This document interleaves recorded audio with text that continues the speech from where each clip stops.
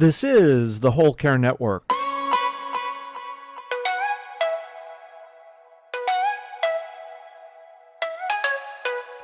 Helping you tell your story one podcast at a time. The following Care Lab podcast does not provide health or medical advice. All content is provided for information purposes only. Listeners are encouraged to speak with their healthcare provider for specific healthcare advice and are wholly responsible for the outcome of implementing any tips or information presented.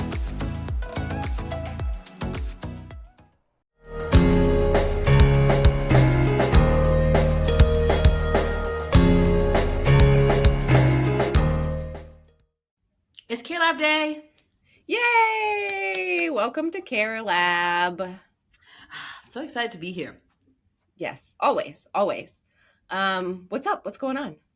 Well, we like to start with a weird question. So I have one for you because I definitely have an answer to this question. So I'm interested in yours. Are you ready? So you definitely have an answer? Oh, I have an answer. So you got to go first though, because I don't want to tip you off. Okay. All right. Okay. I believe wholeheartedly that everybody, even in healthcare, has a bodily fluid or process that they just cannot stand to hear or see or participate with. What is that for you? Ooh, yeah, that's a really good one. Okay, so what I will say is that I used to have a really, really strong aversion to saliva and mucus. Mm-hmm. Like I remember in high school having to do this experiment in chemistry where people had to like spit in a tube or something. And I couldn't do it. I had to leave the room and they had to give me an alternative assignment because I was like dry heaving in the corner. Whoa. Yeah. Couldn't see it at all. And honestly, once I actually that was the thing that I was most worried about going into healthcare was dealing with like oral care and people's spit and saliva and possibly mucus because of that aversion. And then once I actually started working, honestly, I just got over it. It doesn't bother me at all anymore. Like my favorite thing to do is like suction a trach. It's your favorite thing to do? One of them. I mean, obviously, like that's not like real OT stuff, but like you go there and the yonkers and someone's like hacking a little bit and there's some stuff coming out of the trach and the yonkers there and you're like so satisfying. I am so glad you said that because my answer to that question is exactly the opposite.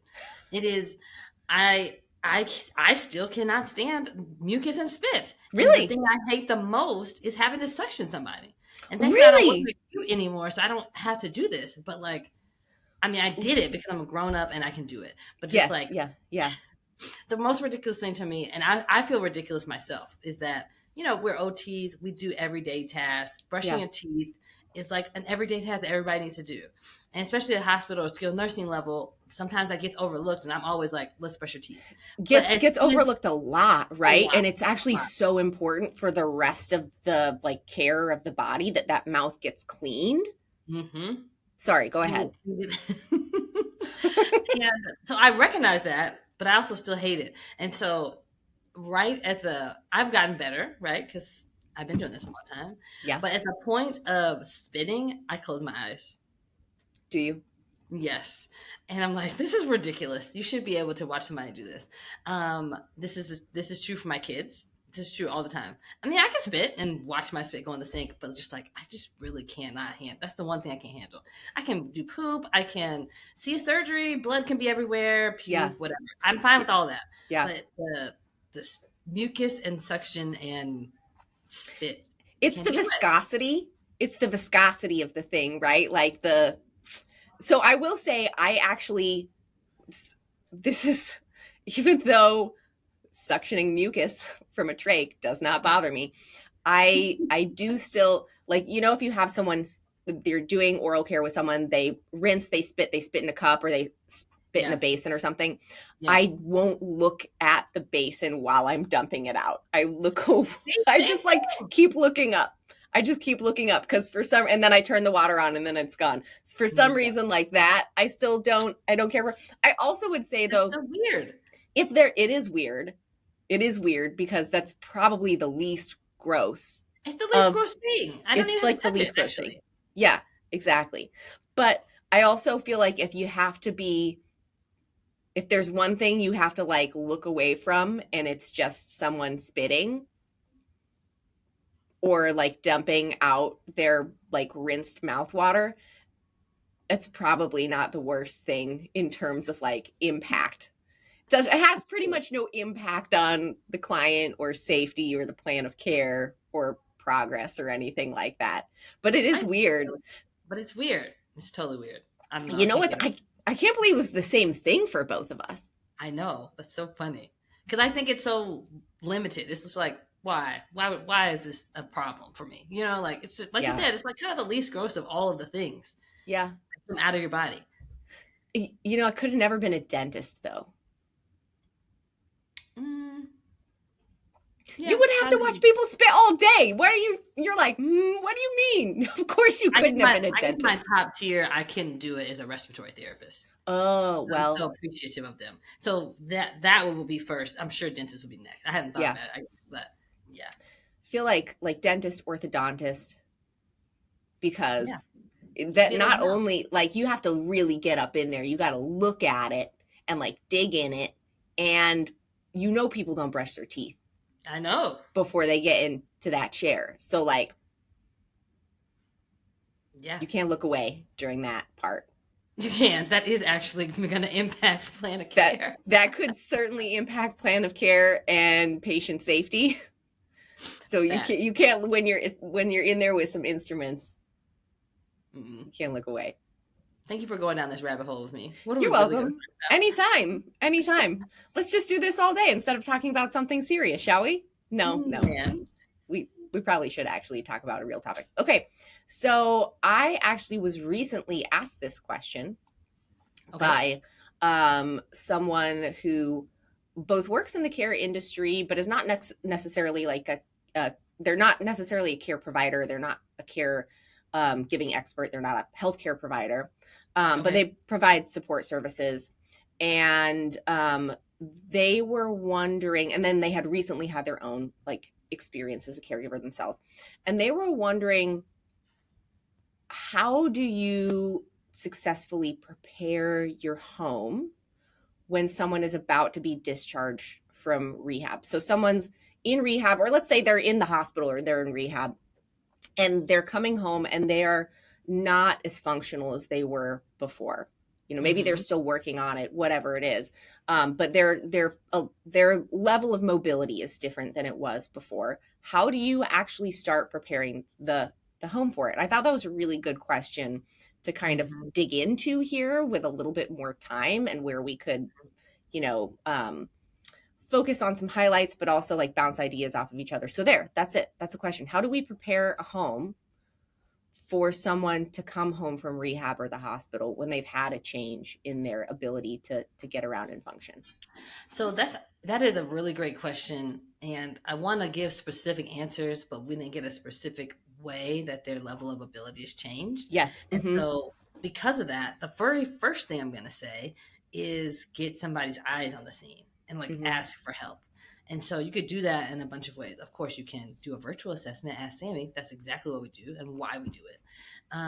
You can ask the place that they're at if they do a home assessment before they come home, because that's ideal because they're actually working with your person and know exactly what their level of ability is. Unfortunately, most places don't do that as much anymore.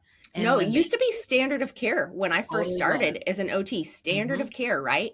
And then it just like went away. Yep. And it wasn't like all of a sudden, and then it was like, oh, the worst cases like you have a spinal cord injury. This is a huge change. Okay, we're gonna go over it. And now I Mm-hmm. feel like it's pretty much none of the time. But I do hear some places doing it still. So Mm-hmm. ask about it because that's good. And ask to do it as soon as possible, not like 2 days before they discharge. Yeah. Because That if way you you got to give them make more time. changes, you need time. You need You some got to have time. time. Yeah, Mm-hmm. you need some time. And okay, so those are the first two options. The third way I'd say to get some help is to literally take some video of your spaces, getting in and out of the house, bathroom, bedroom. If we got to limit it, let's just do those three, and bring that to the clinicians that you're working with, and let them see it. And so, because they're going to instantly be like, oh, there's a bunch of stairs to get in the house. We got to deal with that. Oh, your bed is actually high, and we've been transferring in this regular height bed.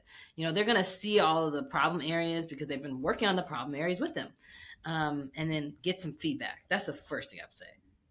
Yeah, and I think that, like, that bit of advice, whether or not you think you are going to need to make any changes to your home, even if you're pretty sure that's not going to be the case at all, that last bit of advice that you gave to take videos, take pictures of the spaces that your loved one is going to have to move around and function in, take those no matter what to the rehab team. Take them to the therapist, because there's just no way for that rehab gym or, mock apartment or whatever they've got there, if they even necessarily have those things, there's no way for that to be exactly like the home or the bed or the bathroom or whatever of the person that they are treating. And so it is so imperative for them to know the actual environmental, like, parameters of what this person is going to have to deal with, so that they can appropriately train for and simulate that in the rehab environment, and problem solve around things that maybe aren't going to be able to be changed, or that aren't going to be able to be changed easily. Because as much as we like to think that we can always have a perfect solution to every single problem, or we can make things exactly the way that they either were, or exactly the way that they quote unquote like should be.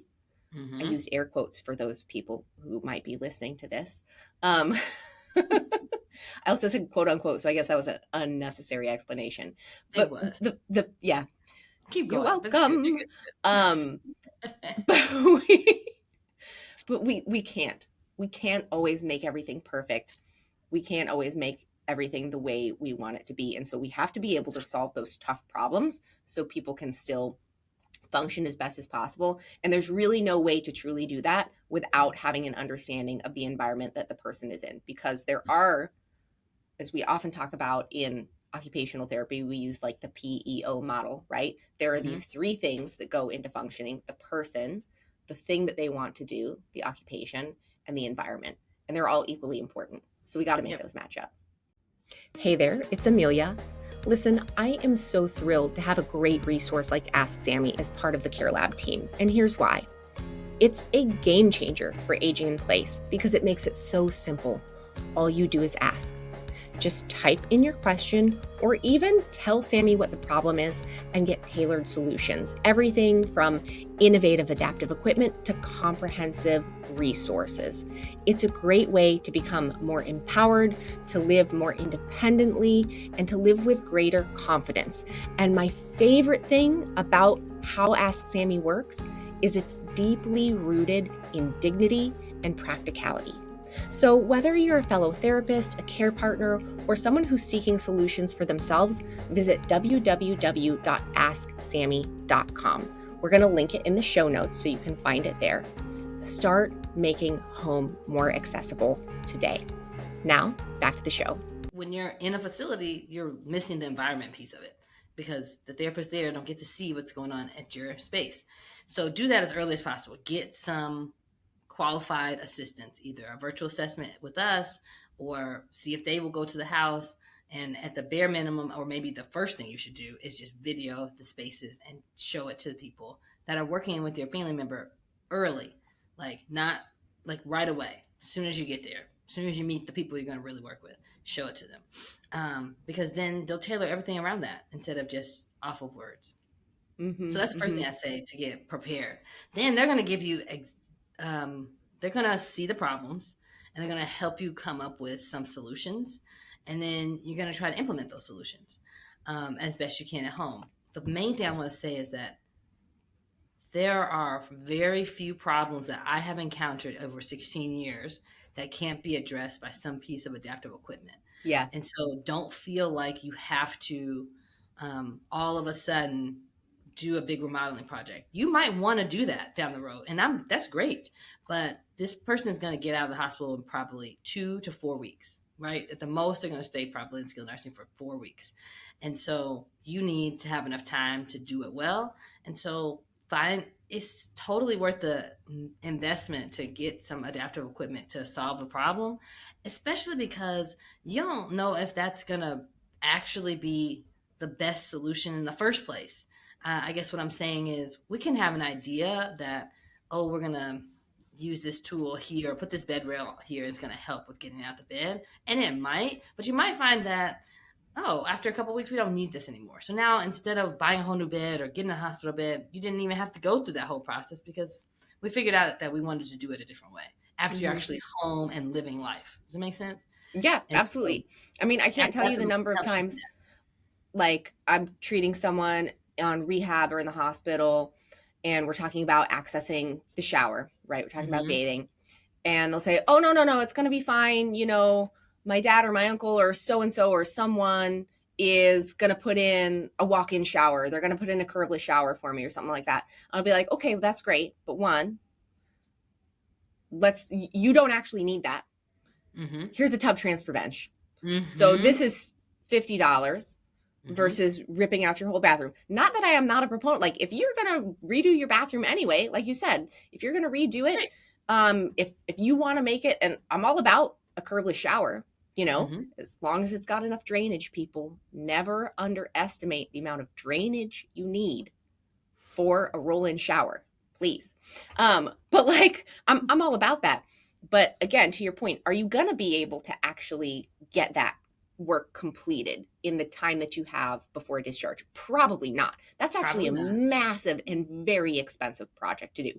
Bathrooms are expensive, right? Yeah, totally. And two, if you don't really have to do that right then and there, is that going to be the best use of that time and funds? Or are there other areas where maybe you will have to make some significant investment in order to have something be functional or accessible, that you would rather put those funds to when there's a piece of adaptive equipment that can solve that particular, you know, shower access issue, or like anything else? But I think you're right. Like, there's so much great adaptive equipment out there. Yeah. It's not your job necessarily to know. It is your job. I mean, it is my job. It is actually your job. It is my job, but it's not the listener's job, right, to know about all those things. But there is someone there in the rehab environment whose job it is, and that's your occupational therapist. So have a conversation with them about it. And, you know, even if they don't know everything about every piece of adaptive equipment, tell them the problem. It is their job to go out and do the research and find what would be the best solution for you. Right? We're here. And also, that's why Ask Sammy is here. So even if they don't know, the research has been done. You just need to like type it in and find it. That's part of the problem, because there's lots of stuff and people are inventing good things all the time. But if you don't know about it at the time that you need it, you like come across it a year later, like, oh, this would have been great a year ago when my mom came home after having a stroke, but now we rigged up something else, you know? So that's really the whole point of Ask Sammy. So use that as a resource to find what's out there. Because there is something for just about everything. The thing that I really like about Ask Sammy too, not that we're trying to make an ad for Ask Sammy right now, but like genuinely, it's a great resource because of the way it's designed. What I love about it is it's based on how an OT thinks about these things. So instead of just like, you put in your problem, and instead of just getting a giant list of anything related to that area of the home or that area of functioning, which is overwhelming and not helpful. Let's just be honest. That is not actually helpful. That still just gives you a bunch of things that you have to sort through. Ask Sammy actually makes like curated recommendations based on the specific problem that you are having, the way an OT thinks about it. So that's pretty remarkable, actually. Good job, Brandy. Thanks. Way to go. No, pat on the just back. Trying out here solve my own problems. That's all. Just pat on the back. You know? But because it is a lot it is the OT's job that's working with their family member to like give you ideas and help you connect, but also they do a lot of other things. And so to stay up on all the new stuff that's coming out, and it's just challenging. It takes a lot of extra time. Okay. So you're going to get some expert support advice. You're going to start with adaptive equipment before you decide to do something else. And then the other thing I would say is get some support lined up. And so, even if this is like, I don't know, a knee replacement, and in 12 weeks we're going to be back to functioning well, if you're the person caring for somebody, that's 12 weeks is a long time. And you can't be there 24/7 helping somebody else 24/7. It's just not possible to do. I mean, you need a break too. And so and also some stuff needs to be done outside the house and all these things, right? And so find a way to get some support. I feel like a lot of times, especially when there's a hospital visit, you have the people around you saying, "Oh, just let me know how I can help you."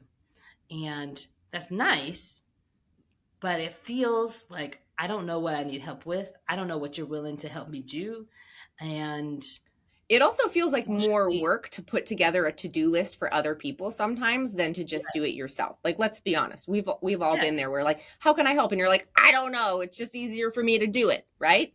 Yes, totally. Care Lab listeners, it's Brandy, and as the founder of a platform made to make aging in place easier for everyone, I knew it would be incomplete if we did not have education, especially for caregivers. So whether you're a family caregiver or somebody who trains a whole organization, Higher Standards caregiver training videos are for you. I'm so proud that we were able to partner together with Amelia in order to provide these to you because they're easy for everybody. You get great occupational therapist-led training on topics like transfers and how to care for someone as they age, or maybe as things change when you have Parkinson's. So no matter if you're the loved one who doesn't know exactly what to do next because things are getting different, or if you're a professional who trains caregivers that go into the community and you need some quality education, you get both from Higher Standards Caregiver Training. And you need to check them out at higherstandardscaregivertraining.com. There's this website called lotsofhelpinghands.com, and it's like a meal train, if you've ever done that before, where you or somebody else can set it up and put in like some things and some times that you might need help with. Maybe it's meals, so you don't have to do cooking, or maybe it's coming to hang out with the person for a couple hours, which then you can go do something else. And it takes out the social pressure of me looking you in the eyes and say, I need somebody to help me so I don't go crazy. And can you come over every week? I don't want to stress you out feeling like, oh, I'm not up for every week.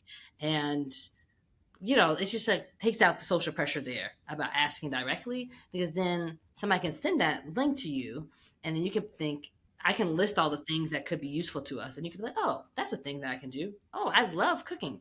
I'm going to go ahead and make a meal every couple, and let you choose, I should say, how you want to help. And then it's all organized already. And then this reminds them and lets you know who's going to do what. And it's just a great way to get some support.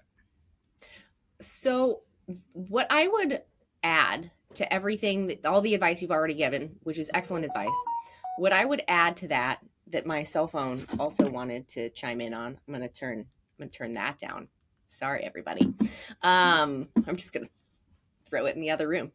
So what I would add to that is that it is really important as part of planning for the home environment for that discharge process to also understand what areas of the home are actually going to be important for that person to access, both in the short term and then potentially in the long term too, if the change that they are undergoing is going to be a long-term change. And the folks that you're working with are automatically going to zero in on like bathroom, bedroom, right? Because those are two places where people have to go. But if the kitchen is a place of importance for the person who is going to be coming home, we need to make sure to bring that up and let them know, okay, this person likes to cook, or this person likes to do this thing in the kitchen. This is necessary. And so how are we going to navigate through this space? If there is an area of the house that they love, that they always go to do, to water their plants or to do XYZ, it doesn't really matter what it is, but we want to think about how someone actually lives in their home and how they move throughout the entire home in a meaningful way versus really versus just addressing those basic areas. Do we have to address those basic areas? Yeah, absolutely. Mm-hmm. But particularly when we're thinking about like long-term changes in people's lives, at the end of the day, just being able to get up and go to the bathroom is really not enough for people. Yeah, for a Like good quality of life. that does, using the toilet alone does not a good quality of life make. Right. So I don't know why I said that like Yoda, but I did. So hopefully it made sense to people. So we have to be thinking about, if there's a den that this person loves to go into where they play video games or they watch movies with the family or whatever like that, and that den, and it's like a sunken den or something like that. Well, we need to talk about that. We need to have a plan for that, because what we Mm-hmm. don't want, ultimately, you and that person, you're going to decide they need to access that space. Mm-hmm. So let's plan ahead for that to be a safe and good access.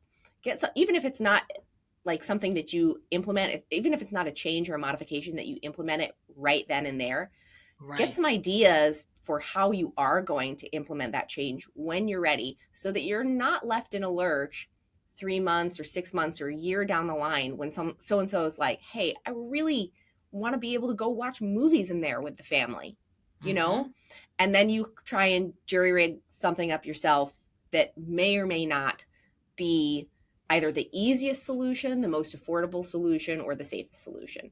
So, we got to think beyond just that, like basic, can this person get to and from the bathroom, in and out of the shower, on and off the toilet, in and out of bed? That stuff's important, but we also need to think about their greater quality of life. And these are things that can be addressed as well. Yeah. I hear what you're saying basically is use your expert support while you have it.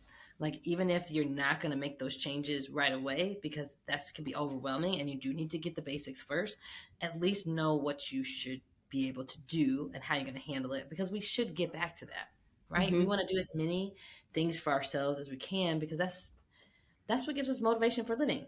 Everybody needs a purpose. And so when a purpose is taken away, that's a quick trigger for depression. And Yep. People are not motivated to do their recovery or whatever the rehab is for this thing if you don't have purpose. So make sure that's part of the thing.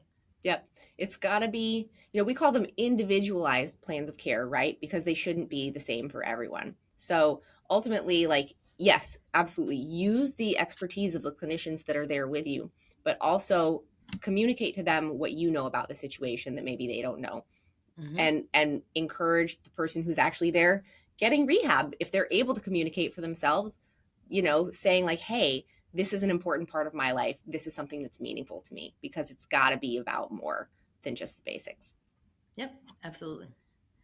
So, yeah, we went over a whole lot of things to do to prepare a house. I feel did. like the person asking the question was just like, what stuff should I buy and put in the house so I'm ready? But I think what we're trying to impress is that it's more than that. And we always want a black and white answer, right?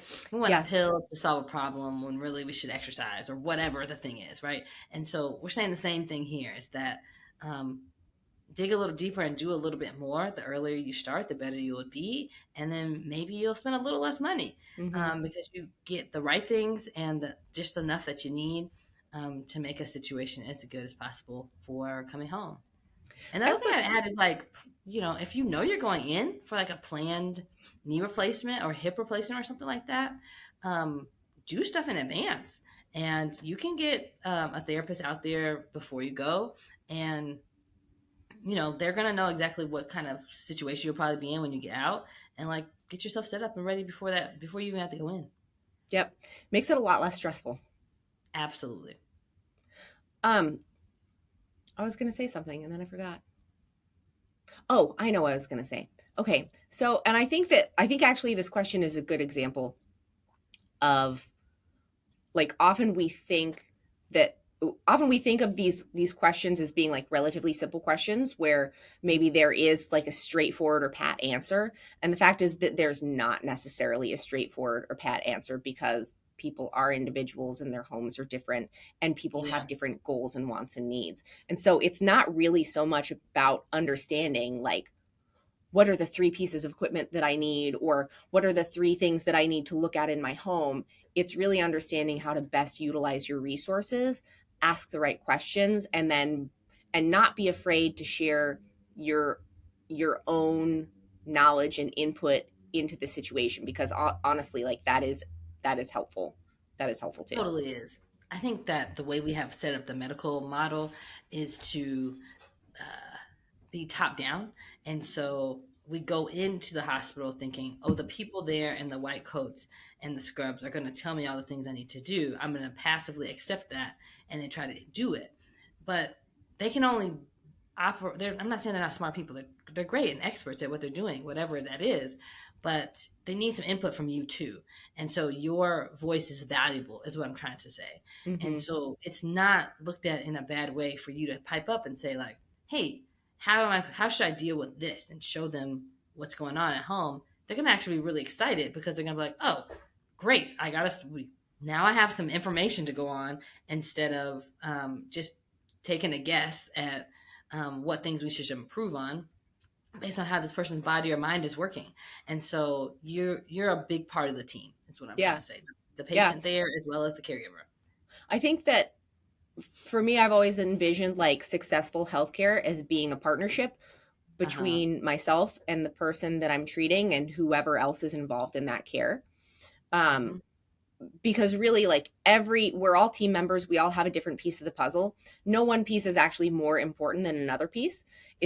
But we have to communicate. We have to communicate respectfully, and we really have to work together. It's because one person alone, no matter who that person is, no matter how smart they are, no matter how many degrees they are, they actually can't solve all the problems on their own. It's just not possible, Yeah. That's why we have so many different professions. Yeah. Indeed. Exactly right. Yes. Yeah.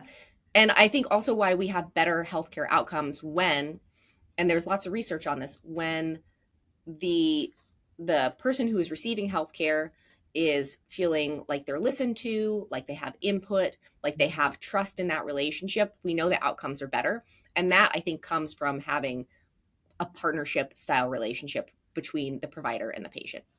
Yep, absolutely. That was a great question. I'm glad we got to discuss it and care lab it. Yeah, we care lab the heck out of that one. It really was a good question.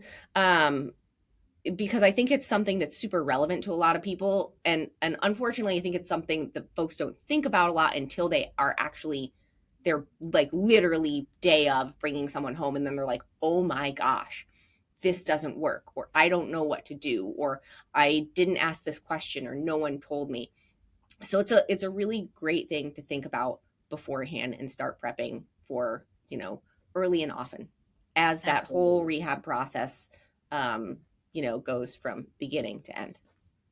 Yeah, totally important. And then if you're a healthcare professional, or you're just expecting that home health is going to come in and save the day, like, they are awesome, but you're going to get a nurse first, and there is rules. So you got to get them within 24 to 48 hours, but a lot can happen within that time frame if you're feeling unprepared or something, if you don't have at least some stuff set up. And then it's going to be another day or two after that before you get PT and OT. And then they make their recommendations, and then you got to do the thing. So that's still some more days. So the more you can do up front, the even better you can use the support that is going to come into the house, because you're already going to have some stuff there. You're going to have some stuff on the way, and they're like, great, I'll set that up for you. We can practice using it, whatever. But yeah, there's definitely this gap between the discharge time and when you get some more support. And so planning in advance is really helpful. Yeah. I think we care lab the heck out of that. Yeah. I don't have anything else to add right now. I probably will like 5 minutes after we stop recording, but Which is why we have a weekly episode. So make sure you come back and listen in your podcast feeds next week so you can hear the rest of Amelia's thoughts that she has not thought yet. I don't threaten them with a good time. Don't threaten them with a good time. And if you guys have a question that you would like us to care lab, please let us know in the comments, or send us an email, connect with us on our website. However, smoke signal works too, because we're happy to care lab it with you. Yeah, for sure. Those are actually the best kind of episodes, the best kind of questions, or when we're getting real questions, from y'all. So don't be shy, and we'll see you next time on Care Lab. See ya. All right, bye.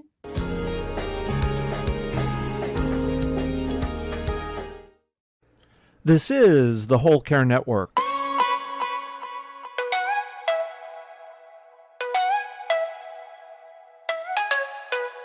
Helping you tell your story one podcast at a time. Content presented in the following podcast is for information purposes only. Views and opinions expressed in this podcast are solely those of the host and guest and may not represent the views and opinions of the Whole Care Network. Always consult with your physician for any medical advice, and always consult with your attorney for any legal advice. And thank you for listening to the Whole Care Network.